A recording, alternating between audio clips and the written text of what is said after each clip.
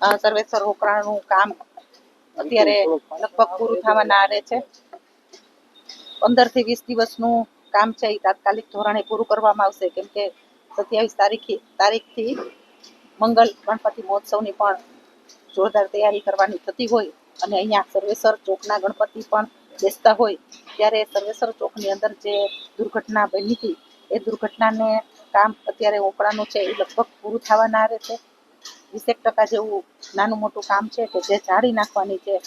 રાજકોટનો સૌથી મોટો હોકળો અહીંથી નીકળતો હોય એટલે સ્વાભાવિકપણે ભવિષ્યની અંદર પાછી કંઈ દુર્ઘટના ન બને તેના માટે થઈને જે ક્યાંય જાળી નાખવાની હોય, પતરા નાખવાના થતા હોય તો 20 દિવસનું કામ બાકી છે એ તાત્કાલિક ધોરણે રાત દિવસ એક કરી અને પૂરું કરવામાં આવશે.